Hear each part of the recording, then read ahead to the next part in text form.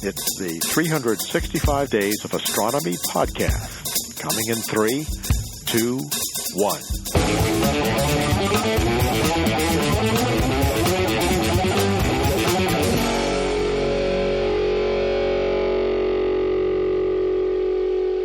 Hi, this is Steve Nerlich from Cheap Astronomy. Why cheap astronomy? Yeah, why?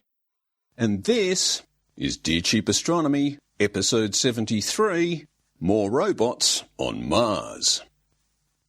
Even if humanity does wipe itself out through destroying its own ecosystem, we may at least be remembered for managing to populate another planet with robots.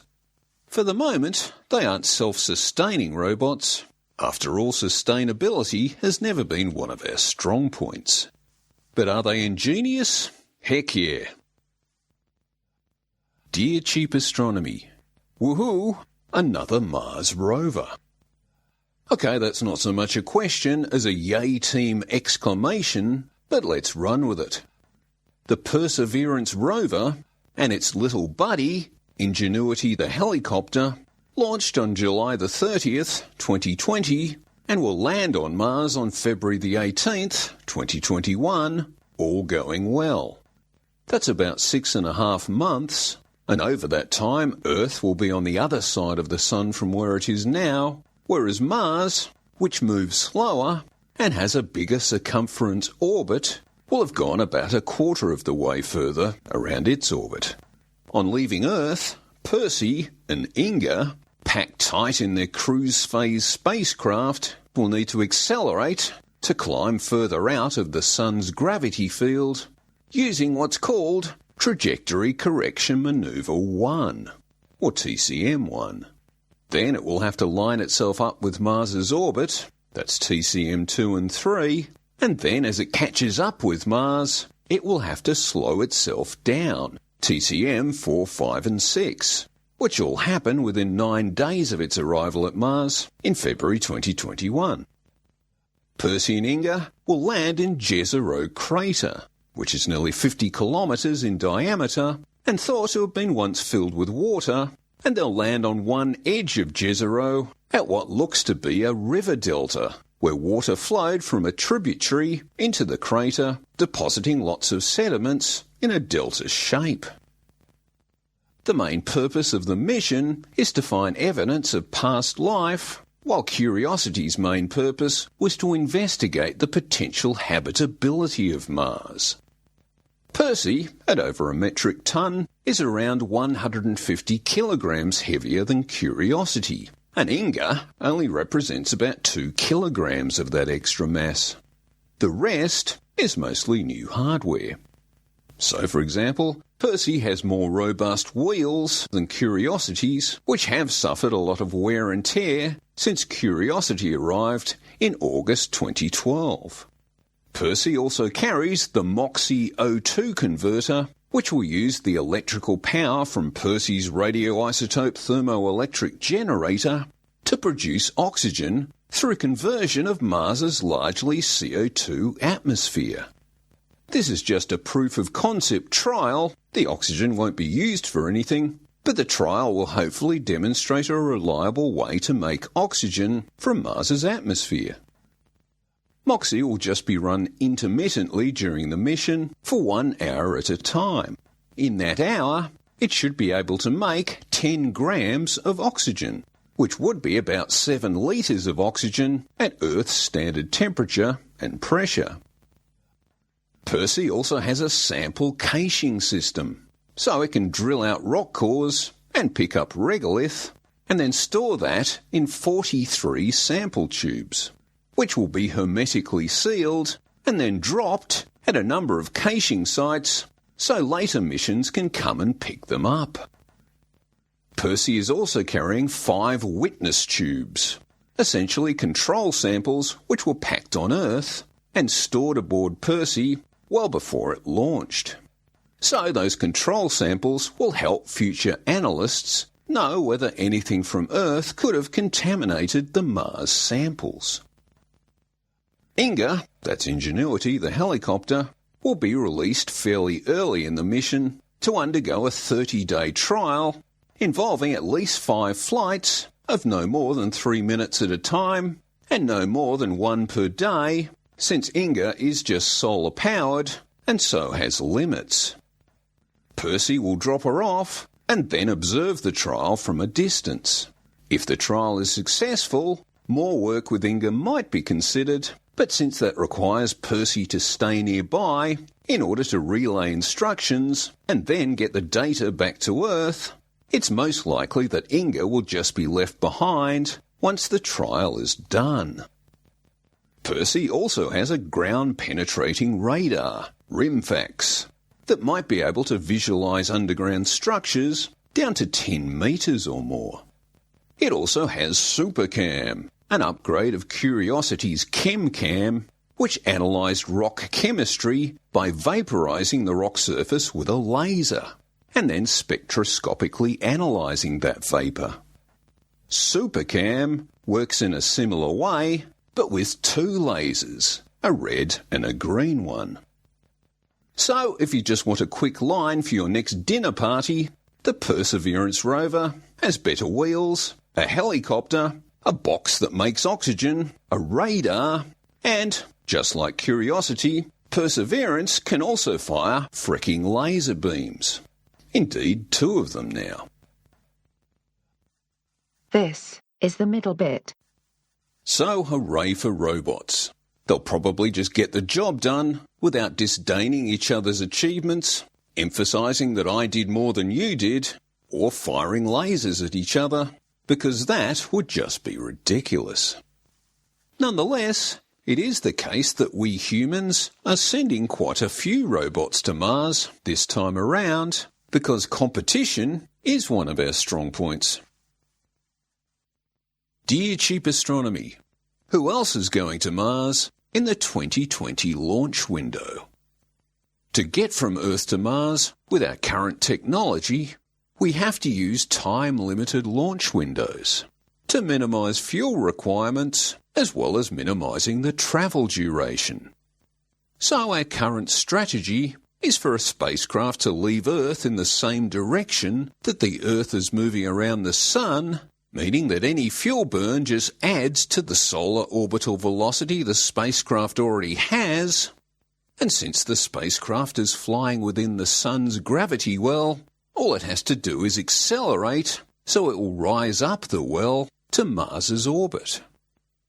The fuel minimising trick is to raise the spacecraft up to Mars's orbit just as Mars is passing by. If it's not just passing by, the spacecraft would either start falling back towards the Sun, or it would need to burn more fuel to intercept Mars at a different point in its orbit. The current approach is to accelerate the spacecraft into a Hohmann transfer orbit, which is a solar orbit that has its apoapsis at Earth's orbit and its periapsis at Mars's orbit. This requires less fuel than you'd need to fully adopt the orbit Mars has, so what you're doing is following the Hohmann orbit, and providing Mars is there when you briefly intercept Mars's orbit, then Mars's gravity will grab you and keep you in its orbit.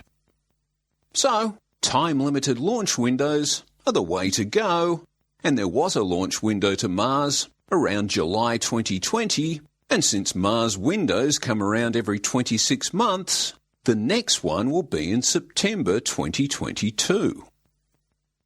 For the July 2020 launch window, initially 4 spacecraft were scheduled to launch to Mars.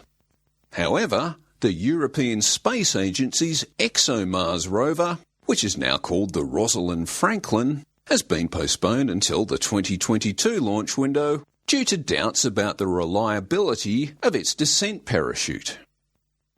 The ESA are understandably nervous since their ExoMars Schiaparelli lander crashed in 2016, where a subsequent review of the telemetry indicated the automated landing system had gone through all the phases of parachute deploy, braking thruster firing, and activation of ground systems, while it was still more than 3 kilometres above the surface. Anyhow, The remaining 3 spacecraft, which all successfully launched, was the Hope orbiter, built by the United Arab Emirates, which launched on July 19th, 2020.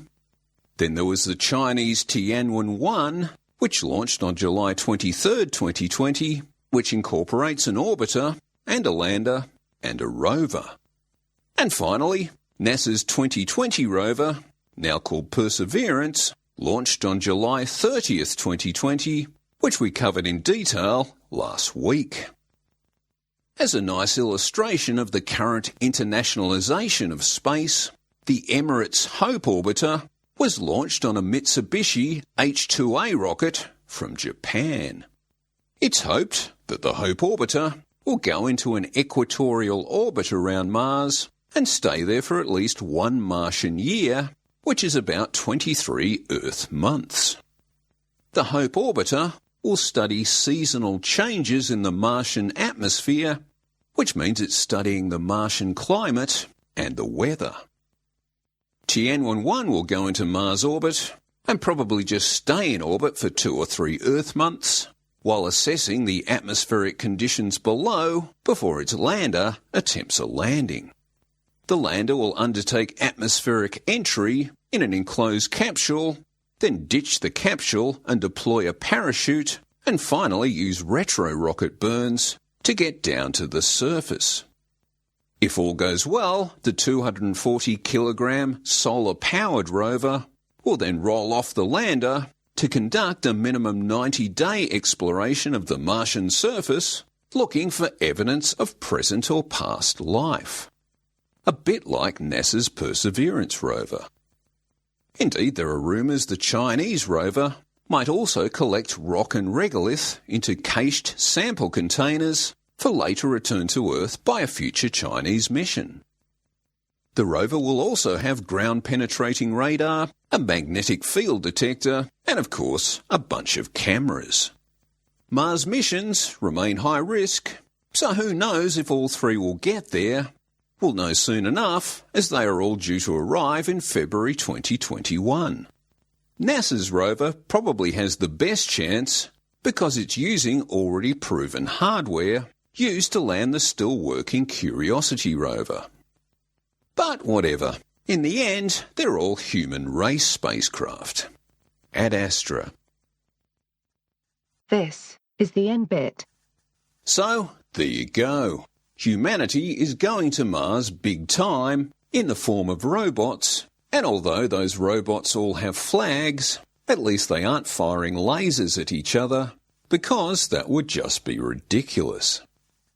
A day may yet come when we can get over all this nonsense and just acknowledge they're humanity's robots, but that day is not this day. But that is it for another episode of Dear Cheap Astronomy.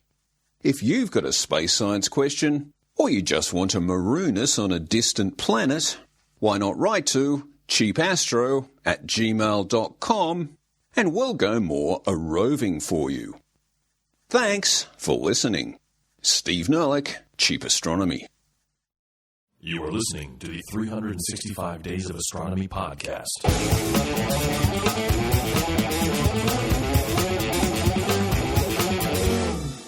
Cool.